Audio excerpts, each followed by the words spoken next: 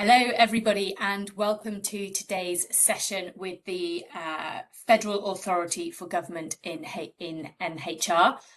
This is our HR club, and today we're going to be talking about a really exciting topic. So it's a pleasure to be with you all and talk about this topic, which I would say is really reshaping economies, organisations, and careers across the world. We're going to be talking about AI readiness. Now, today we're going to explore what it really means to build an AI-ready workforce. What are the skills that employees now need to thrive, and the role that HR leaders play in reshaping responsible, people-centred AI adoption.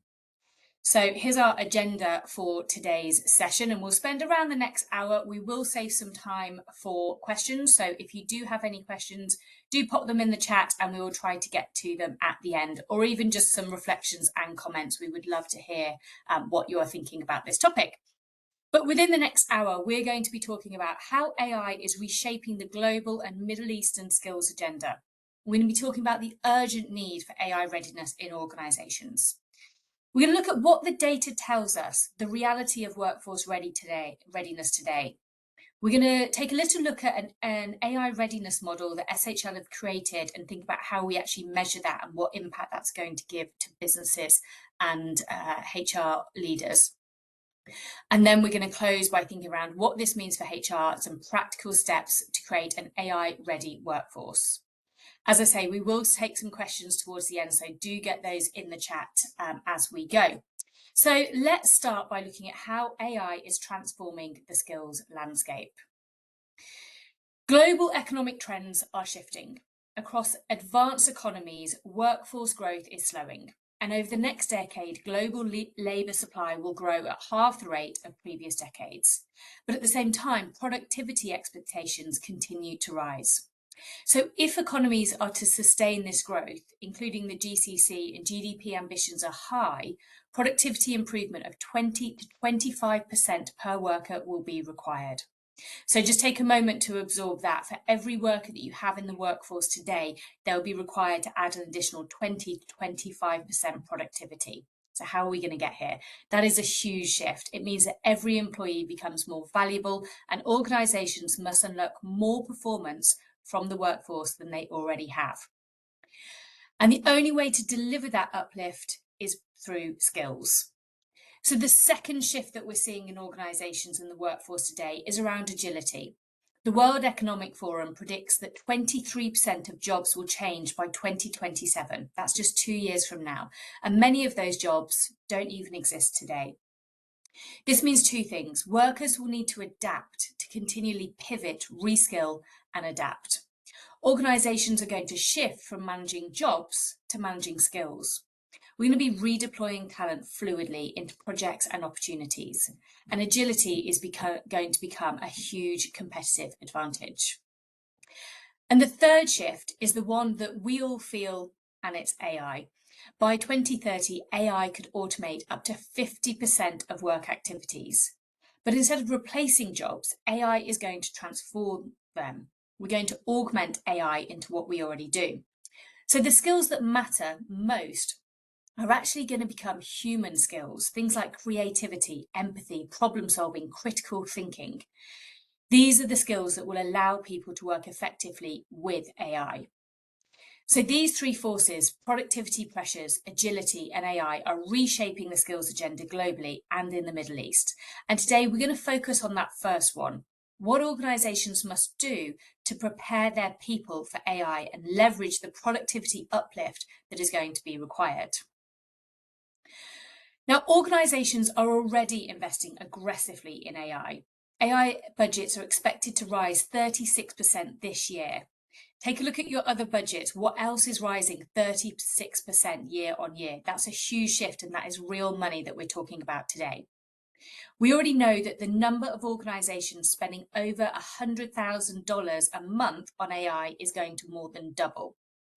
But only 51% of leaders can confidently measure AI ROI. That's a lot to say, AI return on investment. And as we've established globally, productivity expectations per worker are rising significantly. So this creates a very real pressure point. AI adoption is accelerating faster than workforce capability.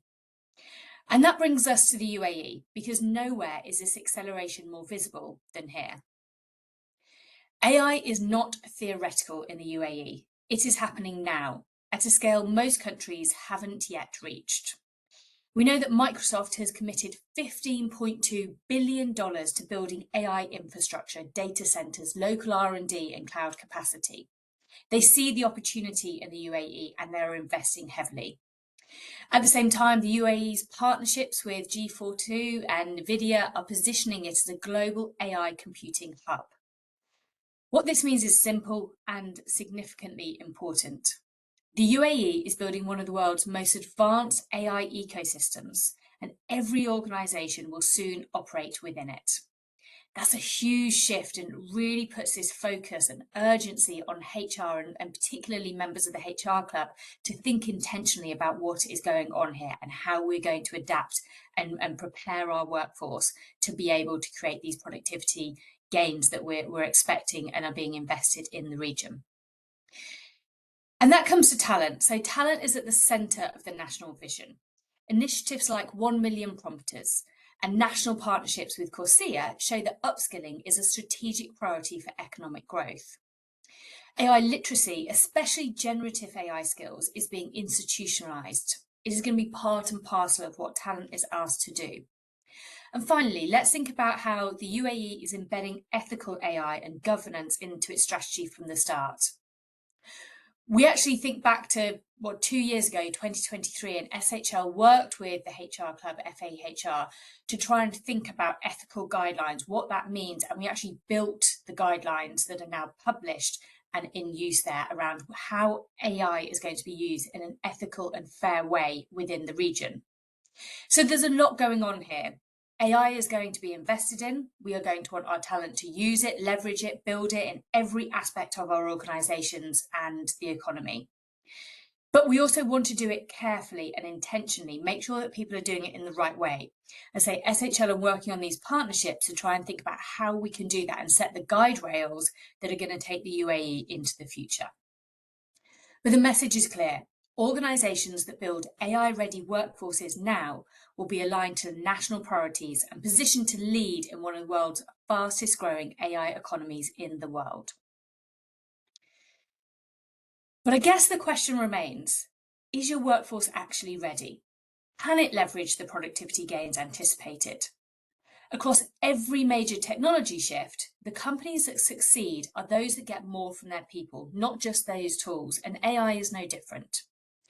To really capitalise on AI, organisations need employees who can understand, work with, and make decisions alongside AI. And the opportunity for AI isn't just for those who are developing and building the technology.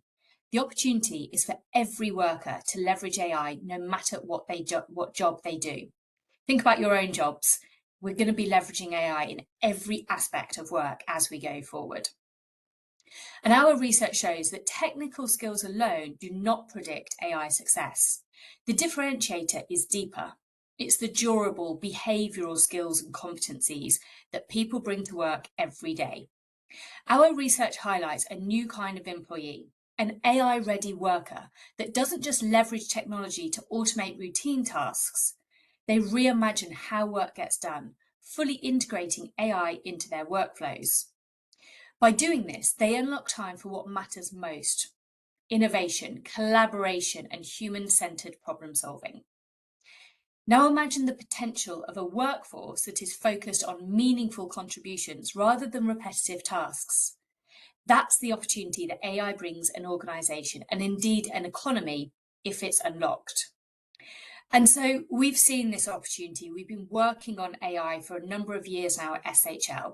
And to get to the core of this, we created a measurable, scientifically validated profiles of what an AI-ready employee looks like. We mapped it to the SHL's Universal Competency Framework, which you may be familiar with. And that's grounded in decades of research and millions of data points. That gives us a really great opportunity. It gives organisations confidence that we're measuring the behaviours that truly enable effective AI-human collaboration. So let's look at the model itself. As discussed, AI, the technology itself is powerful, But the differentiator for organisations lies in how people choose to use it. This is the essence of the SHL AI readiness research and model.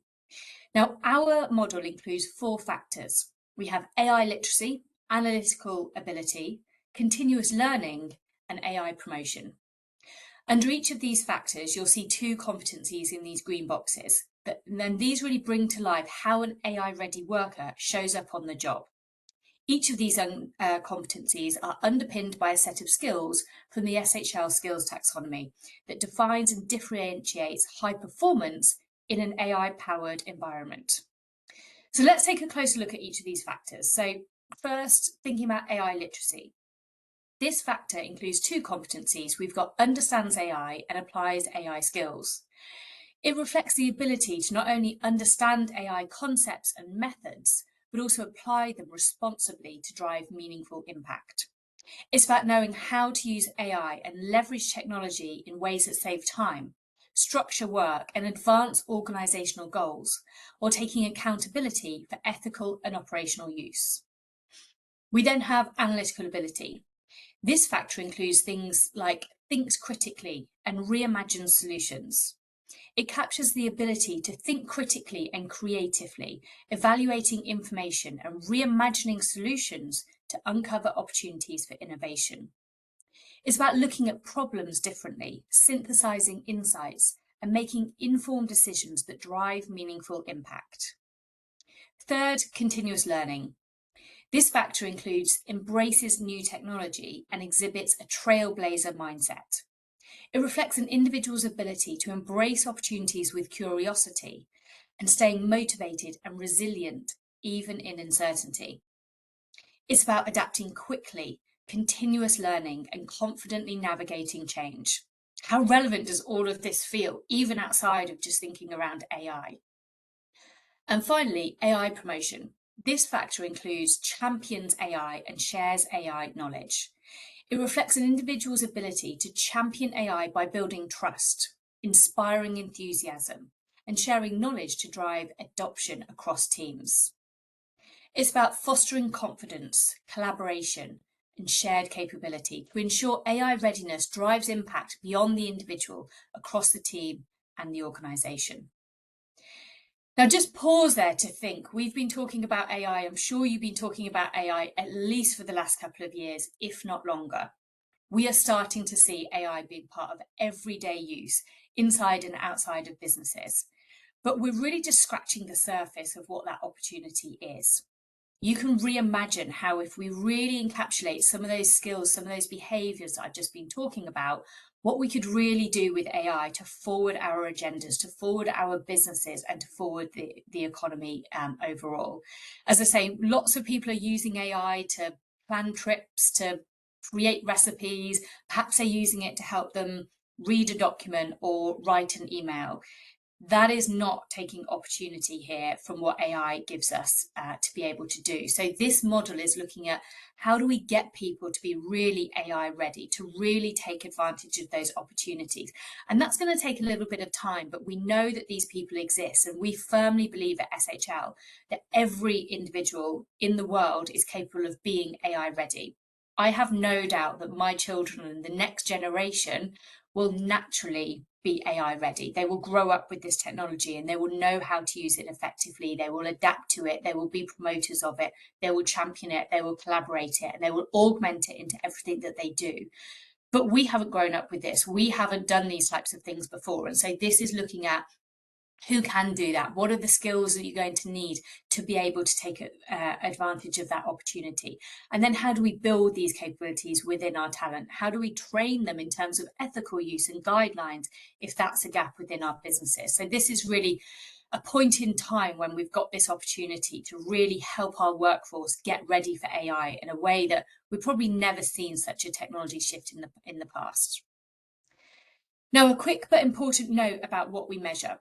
This AI-ready model doesn't measure technical expertise directly. It's really a measure that underlies behavioural skills that fuel success with AI. As I say, this is applicable to everybody in the organisation. It isn't just those within technical capabilities that are building or developing AI. It's about thinking about how every role, every function can use AI. So these are generalizable, universal capabilities that predict readiness. And as I say, even for those people that haven't yet worked in AI-enabled roles. It's also important to note that this model doesn't capture everything that contributes to success. Instead, it focuses on the behavioural differentiators that most strongly predict performance, the prerequisites for readiness. By embedding AI readiness into our core measurement model, we can give organisations a research-backed approach to assessing the skills that matter most, those that enable their people to embrace, adopt and thrive with AI at work. And because the model is grounded in SHL's UCF and millions of data points, we can pinpoint with confidence the behavioural skills that do differentiate performance. So this rigorous science gives our customers, our organisations, a research-backed advantage in measuring the most relevant skills to prepare their workforce for the future. I can see comments and questions coming in, by the way. I'm not right across them at the moment, but I will pause to come back to them. So keep sending them in because I do want to take the time to really go through those. So we will have plenty of time to do that. So please do let me know what you're thinking, if this is resonating, if it's not, and if you've got any questions for me, then do get those in. So we've looked at the model, and as you saw there were those 8 competencies that make up AI readiness. And I guess the next question is, why does this actually matter? I hope I've already alluded to that to some extent, but why should organisations take the time to assess and measure this across their workforce? The reason is simple: you can't transform what you can't see. An AI readiness review gives you a clear understanding of the baseline, where your employees currently stand in terms of mindset, digital capability, and the behaviours needed to work effectively with AI. For most organisations, this visibility doesn't exist today. And this is what we're really working on with SHL, with lots of organisations globally around the world, to try and help them uncover what is their baseline, how are they working today. So I'll give you a nice example. We're currently working with a large media organisation. The CEO, quite rightly, as many organisations are today, said, we're going all in on AI. And I think this is the year, and next year will be the year where first movers have gone with AI. And now we're seeing that second wave of most organisations wanting to embed AI across their workforce. So technology, the CTOs, the CEOs are saying, let's go. And the CHROs are stepping back and saying, are our people ready? What parts of our population need training on AI? What types of training do they need? Who are our AI champions? So this organisation that I talk about, they took this time to say, right, if we're implementing it, we want to make sure that our talent will bring the ROI, the investment opportunity that we see to the business. So let's understand where they are today. So they did this, they looked at their employees, and what they found was that they had champions. People wanted to be AI ready. They wanted to use AI. They're already using it in lots of different ways, inside and outside of work. What they found was that there was quite a gap when it came to implementing AI in an ethical way. So they hadn't given their employees any guide rails or understanding of how that looks within the organisation. How should they be using it? They also found that people weren't necessarily inclined to operate, in a rule-following way. So from a HR function, that gave them the opportunity to say, okay, that's our gap. Now we need to go and train people. We need to give them the guidelines. We need to educate them. We need to monitor what they're doing and make sure over the next couple of years that AI is being used responsibly. So it gave them the opportunity to understand their baseline and then to upskill their employees. They were also able to look at who were their champions, who could they lead and use to really represent what AI means for that organisation and be promoters of AI within their business. So it gave them both an aggregate picture of their data, their workforce, but also an individual perspective on who were their champions. At the same time, employees got information to help them understand where they sit today and what they could do to help themselves improve with AI. And what we're really saying is, once you've got that baseline, it becomes much more strategic opportunity to identify your upskilling priorities. Instead of rolling out generic AI courses to everybody, you can pinpoint exactly which skills need development, in which teams, and at what depth. It also allows you to shape things like recruitment and workforce planning. If certain AI competencies are missing internally, you can think about how you deliberately hire to fill those gaps or develop people into those roles, rather than waiting and then discovering later that a project has stalled because the capability wasn't there. So these insights also support critical decisions about AI initiatives, whether you're automating processes, adopting Gen AI tools, or redesigning workflows. Understanding your people's readiness helps you plan realistically and maximize adoption. CEOs, CTOs are looking to HR leaders to understand, are our people ready? How do we best leverage this? And we're going to see a coming together of CTOs and CHROs in this new world like we've never seen before, where HR are going to be really ahead of productivity.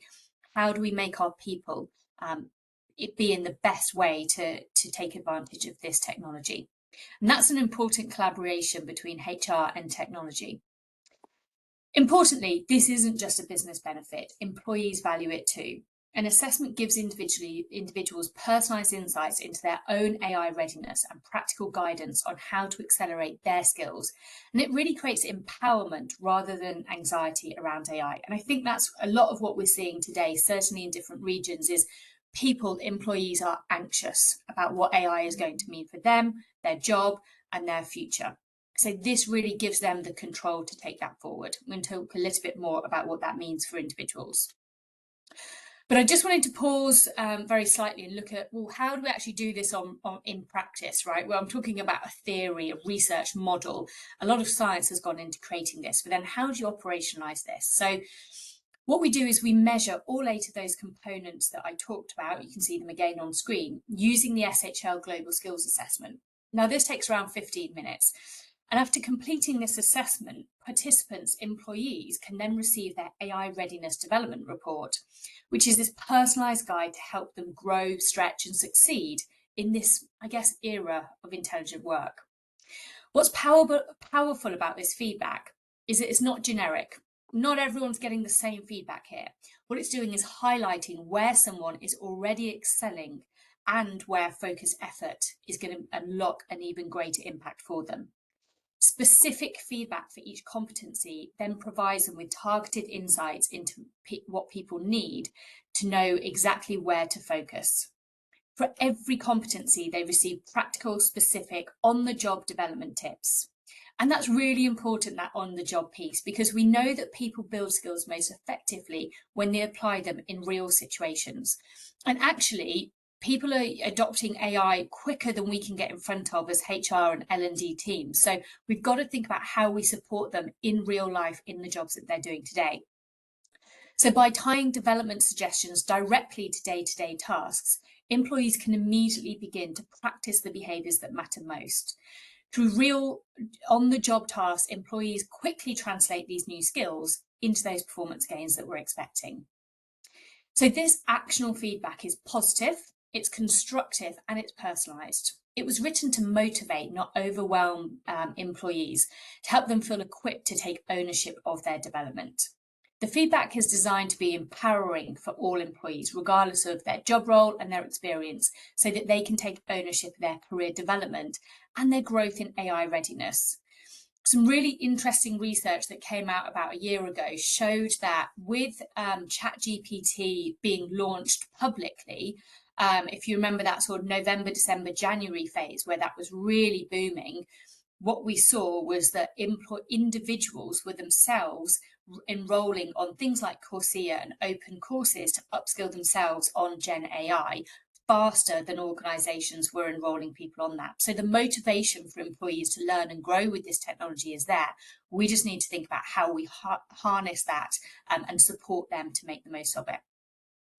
And what this means for organisations is that you've got to get a workforce that's not only prepared for today's AI-enabled tasks, but it's already ready to embrace what's coming next. AI is what we're talking about today. What will we be talking about in 5 years' time? I would never claim to know, but what we're talking about is setting the foundations of a workforce that's capable to adapt to change, to learn, to upskill, and to get themselves there. What you can see on screen is that you'd also be getting an aggregate view of your team, the department, perhaps the organisation. You might want to do this for the HR club so that you can start looking at what is the capability as a population to use AI. And these types of insights, they're transformational, genuinely transformational. So imagine, you've got a workforce that scores high on things like champions AI and trailblazer mindset. They're motivated and enthusiastic, but what about if they score low on applies AI? What we're saying there is that these people want to use AI, but they may use it in an unstructured or non-compliant way. And in a country like the UAE, where AI governance is a national priority, and you yourselves have worked with SHL to create ethical guidelines on how to implement AI, we want people working within those guidelines. And without that, it creates real risk. You're going to have people that are running fast at AI, but not in an appropriate way. So we've got the guidelines in place. Now, how do we help get people ready to move forward? So understanding these types of patterns really gives HR targeted action. How do we close the gaps? How do we guide behaviour and build a compliant, capable, AI-ready workforce? So that's I guess the background. Like, SHL are very focused on this topic right now because we know globally that organisations we're working with care about getting their people ready for AI, and it's going to mean a lot of different things. Jobs are going to change, roles are going to change. We're going to be reskilling people. How do we help them do that? But we're also going to be helping them work with AI. So not only have we developed this model and we're working with organisations to try and start understanding, are their people ready? We've taken millions of data points to look at what does the workforce globally look like today. If we're thinking about how do you prepare, we need to know what the starting point is for today's workforce. And this is not looking at a company, a region, this is globally. So we analysed nearly 1 million assessment results globally to understand AI readiness at scale. What we found is that only 1 in 3 employees globally demonstrate the level of skills required to thrive in an AI-enabled workplace. That means 2/3 are not ready. So just give you a moment to think about that. 2/3 of our workforce aren't ready for something that we are investing millions of dollars in, and organisations are pumping this money into their organisation.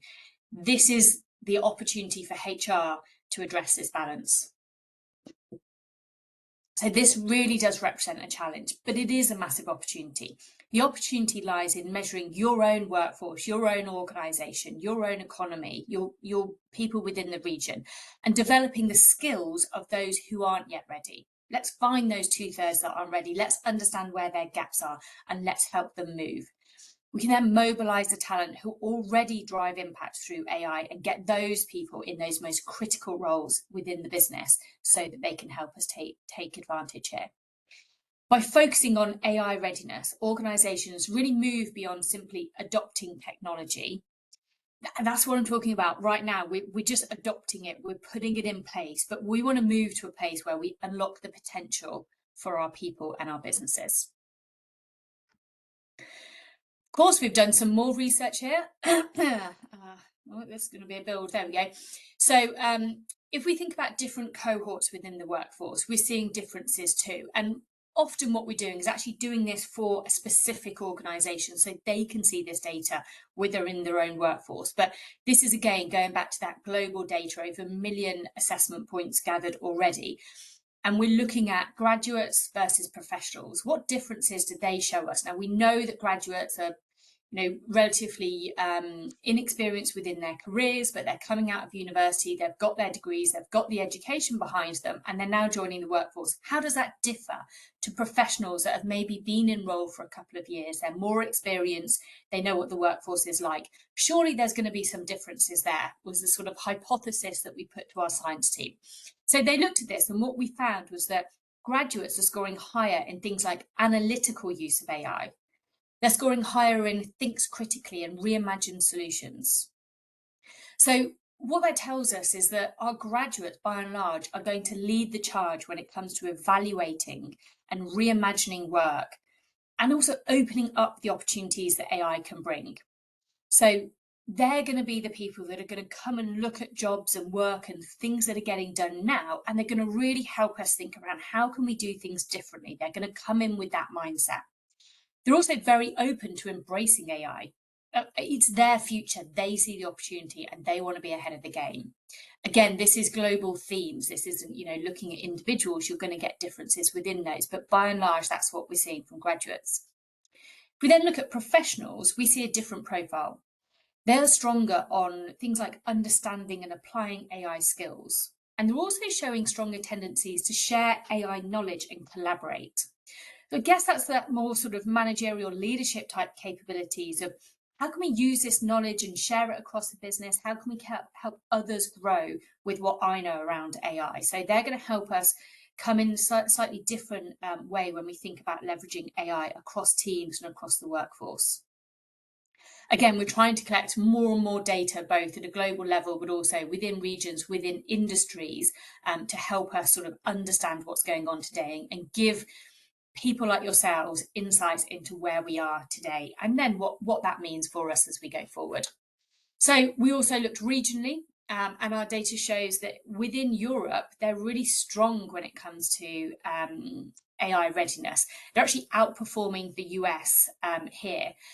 What we also found was that the Middle East cohort was a slightly smaller population that we looked at from the Middle East, but they were showing that they're actually stronger than North America when it comes to these AI capabilities, but behind Europe when it comes to things around AI. So they're sitting sort of in the middle of these two regions. But what I thought was quite interesting was the Middle East cohort were way ahead when it comes to understanding AI skills. And I think that reflects what the region is doing. The focus on AI is there. So people are very aware of AI, they're understanding AI skills. Now it is around bringing forward those other capabilities so that you can really lead the charge and be the most competitive region in the world, which is what all of this investment is pointing towards. The opportunity is there. If we then look at industries, again, we see some interesting things here. Professional services are by far the strongest AI-ready workforce. Now we think about professional services and we think about what we're talking about here, and it's those human skills. It's the ability to reskill, the ability to think analytically, the ability to change and adapt and embrace this new technology. And actually, if you think about professional services, they're the types of employees that are going to lead the charge when it comes to that. So professional services were way out in front in terms of AI readiness, followed by industries like electronics and energy. Again, industries that are going through huge shift and transformation and are maybe already on this sort of digital transformation and are already starting to equip the workforce to be ready. But insights like this are allowing organisations to benchmark their own workforce and then set realistic upskilling priorities. So I mentioned this earlier, but we believe that every worker has the capability to be AI ready. The question is how we support our workforce to get there.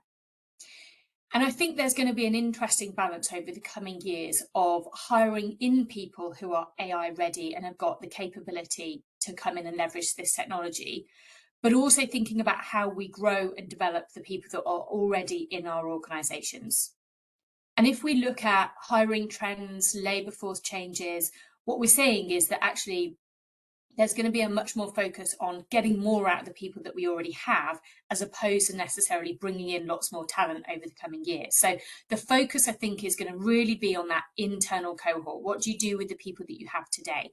We're going to be reskilling them on the technical skills that they need faster than ever. I believe that HR teams are going to have constant reskilling as we go forward. But we're also going to be thinking about how do we get them ready to embrace AI across everything that they're already doing. We know that actually bringing in talent can be up to 6 times more expensive than developing the talent that we already have. And actually, when we focus on internal development, and AI is the opportunity here to develop our employees, but when we focus internal development, it boosts engagement, it improves retention, and it strengthens our organisational capability. So really thinking now, I think, and I'd be interested in your reflections within the Middle East, but most employees that I talk to across the world are nervous about AI. I think they're excited about it, but they're nervous. They don't know what it means for them. And I think if we can change that narrative and give them the control and empower them to understand what it's going to mean for them and their jobs, and also how they can become better, how they can free up some of their time so that they can think more creatively, do more problem solving, and coexist with these co-pilots, AI agents within their organization, they're going to feel empowered that they've got an opportunity and they've got a future with us. So we really have got a moment in time now where we can actually engage our employees and turn this narrative into something that feels scary, it feels anxiety inducing, to something that feels like a great opportunity for them to both grow as individuals, but also within an organization. And as work evolves, we need to know who is AI ready, who's going to be able to thrive in this. As I say, it's not just about the technical skills. The technical skills, the technology didn't exist 5 years ago. We are going to have to teach people the technical skills, but we are going to have to then think about who can get it quickest, who can reskill. And this is when we're looking at AI ready employees that are going to be defined by these really durable behavioral capabilities. Curiosity, learning, critical thinking, problem solving. These are the skills that drive performance today and adaptability tomorrow. And by measuring these behavioural strengths, organisations can build internal talent pipelines. They can target development and create a workforce that's capable of leveraging AI effectively. So as we wrap up, and I've done this session in a few different regions with a few different types of audiences, and sort of collecting some questions now that I'm hearing HR leaders start to think about and go away and reflect on. So you can see some of these things on screen, but I think some of the questions that people are starting to ask is, do we know our organisation's current level of AI readiness? Where are the gaps? How does this compare both within the organisation? So where have we got strong capability and where have we got the biggest gaps? And that could be looking at different teams, different functions, different cohorts, our graduates versus our professionals, different regions.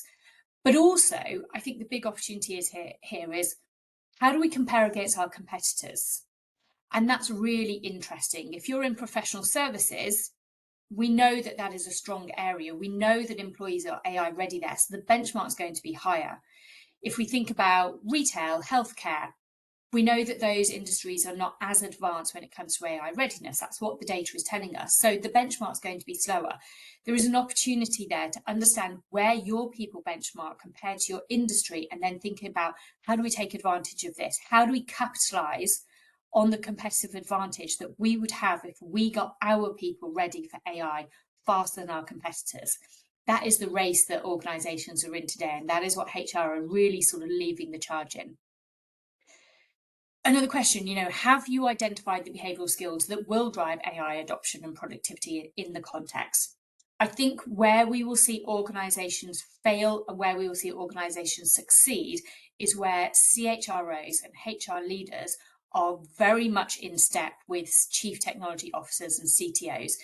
How do we put those two functions together to take advantage of this opportunity? We've seen this with technology come in the past, where if it is led purely by a technology initiative and the people aren't ready, the technology fails.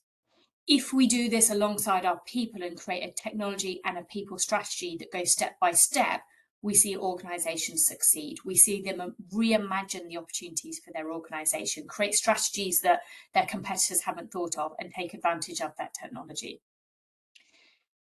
A really key question is, are we building learning pathways that enable continuous upskilling across the workforce?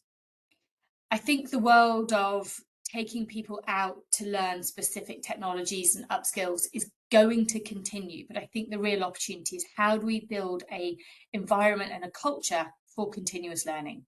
How do we put this into the hands of employees to lead their own development rather than being a HR-led initiative?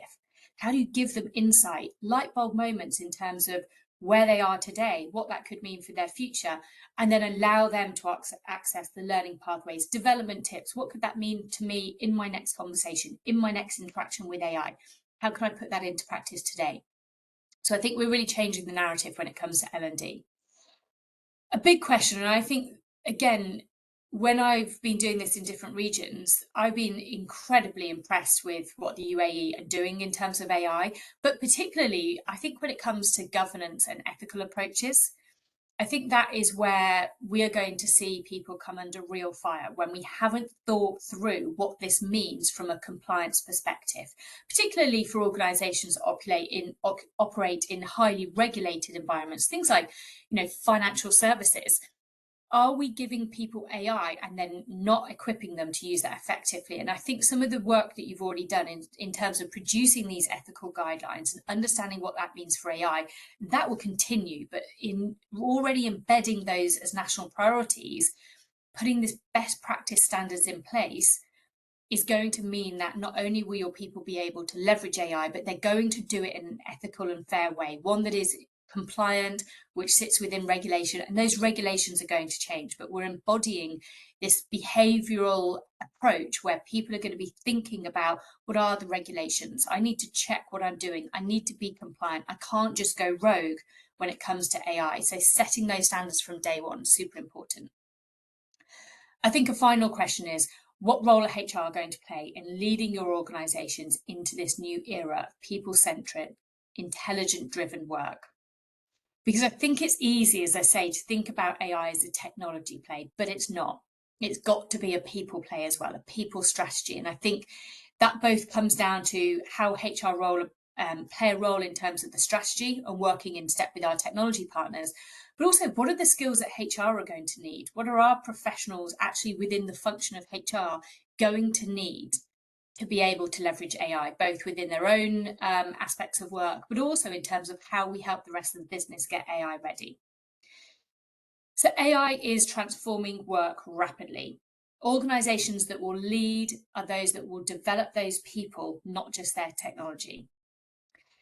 And that brings me to the end of my presentation. So we'll open up to questions. I think I've seen some questions come in. Somebody might need to help me because I think some of them might have been in Arabic. So let me just dive in and see what we can see. But also feel free to come off mute and ask questions. But I will pause to say thank you very much. I know I've been speaking at you for the last 45 minutes, which doesn't always feel very nice. So thank you so much for bearing with me and listening to me there. I'm just seeing how I can access, if anybody wants to come off mute and help me go through questions. I can't actually get to them at the moment. Oh, hold on. Right. Okay, I can see some questions that have come in. Some of these, I'm afraid. Okay, is it possible to share the material? Yes, absolutely. We can share what we've done today. The team are ready to help with any questions as well. You can see there's an email address on there. And I think we'd be really keen to work with the FAHR in terms of what this means and in terms of sort of building some of these models and bringing this to you. So we're very, very keen to work collaboratively, not just with organisations, but with the FAHR. This 15-minute assessment includes what kind of questions and skills to assess among individuals. Okay, so it's not, it's a behavioural skills assessment. We can set you up, you can have a look at that, but it's, I think you might have seen some of the types of questions on screen. It is designed in such a way that's trying to tap into behavioural skills. So it's not talking about AI specifically, it is talking about how people show up at work, how people behave, and the format is NIPSATIF question format, so multiple choice and then a forced choice format. So if you've completed something like the occupational personality questionnaire from SHL, it's a very similar format there, but it's just getting into a more behavioural skills perspective. So it will ask you a question, you will have to rate which is most like you and least like you. So you rate the one that's most like you, and then it will take the next two statements and you will then have to force choice say which one is next most like you. What it's doing is collecting a lot of information very, very quickly, because it's not just collecting information on the statement that's asked, but it's collecting statement on the skills that sit around that as well.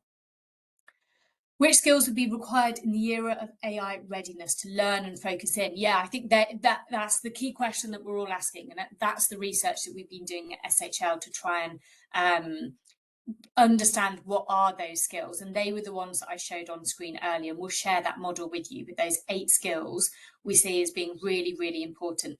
The other thing that I'd add in, so they are specifically looking at AI readiness. We also have something called a reskilling assessment, reskilling potential, which is looking not specifically at AI again, but who can be reskilled into whatever that might mean, whether that's learning a new technology, moving into a different function.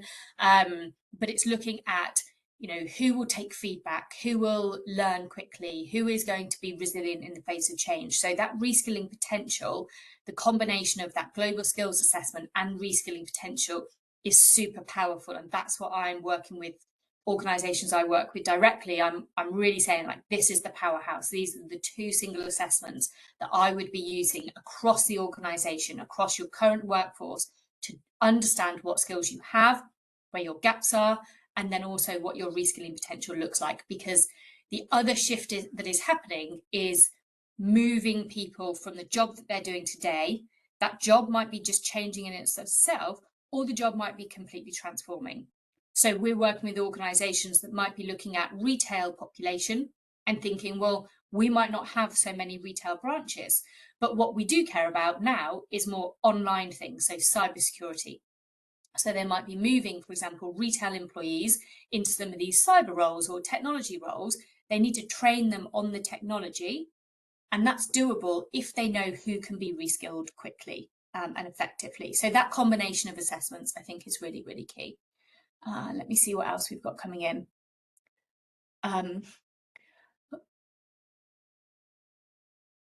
Lots of thanks from in. Can we have the recording? Yeah, keep going forward. But with that, I'd just like to say have a lovely rest of your day, and thank you all so much.